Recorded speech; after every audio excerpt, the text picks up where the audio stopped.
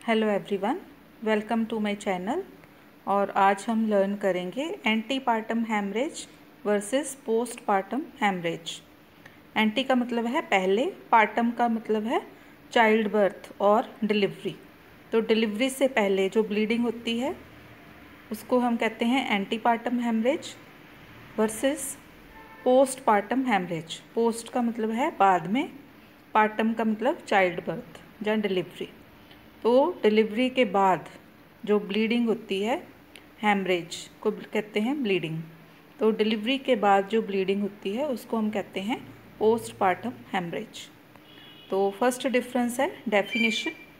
तो antepartum haemorrhage is bleeding during pregnancy. Pregnancy के time जहाँ डिलीवरी से पहले जो ब्लीडिंग होती है उसको हम कहते हैं antepartum haemorrhage. And postpartum haemorrhage, bleeding that occurs after child birth. Child birth के बाद जो ब्लीडिंग होती है, यूट्राइन ब्लीडिंग, उसको हम कहते हैं postpartum haemorrhage. Second difference is time of occurrence, कब होती है।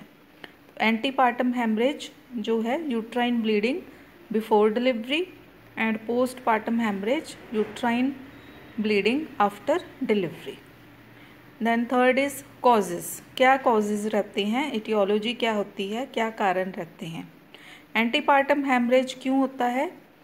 प्लेसेंटा प्रीविया के कारण हो सकती है ब्लीडिंग, प्लेसेंटल एब्रप्शन के कारण यूट्राइन ब्लीडिंग हो सकती है, यूट्राइन रप्चर के कारण ब्लीडिंग हो सकती है, या फिर जो एबॉर्शन के कारण एंटीपार्टम हैमरेज या ब्लीडिंग हो सकती है। पोस्टपार्टम हैमरेज के कॉजेस होते हैं यूट्राइन एटोनी, मतलब यूट्रस जब टोन जो है एब्सेंस हो जाती है उसको हम कहते हैं यूट्राइन एटोनी, उसके कारण पोस्टपार्टम हैमरेज हो सकता है। रिटेन्ड प्लेसेंटा, अगर प्लेसेंटा यूट्रस के अंदर रह जाए, जहाँ प्लेसेंटा का कोई पार्ट अंदर रह जाए यूट्रस के, तो उसके कारण पोस्टपार्टम हैमरेज हो सकता है। जेनिटल ट्रैक्ट ट्रॉमा, अगर जेनिटल ट्रैक्ट का ट्रॉमा हो जाता है, इंजरी हो जाती है, तो उसके कारण भी जो पोस्टपार्टम हैमरेज है, पोस्टपार्टम ब्लीडिंग हो सकती है।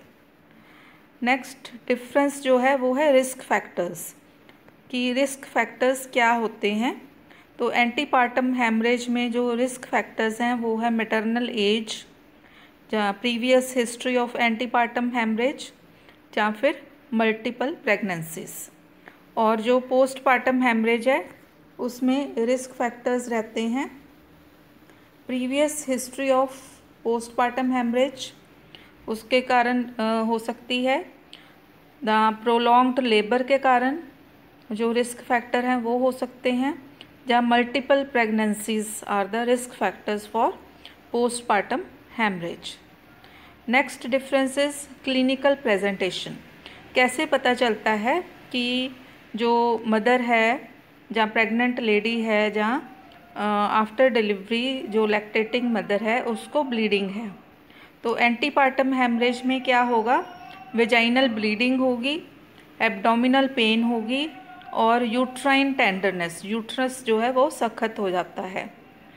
और जो पोस्टपार्टम हैमरेज में एक्सेसिव वेजाइनल ब्लीडिंग होगी, चाइल्ड बर्थ के बाद एक्सेसिव वेजाइनल ब्लीडिंग होगी, पेशेंट का या मदर का जो रैपिड हार्ट रेट होगा, हार्ट रेट जो है बहुत ज़्यादा बढ़ जाता है, ब्लड प्रेशर लो हो जाता है, स्किन पेल हो जाती है, डिजीनेस होती है, कन्फ्यूजन होती है, और मदर जो है वो शॉक में भी जा सकती है।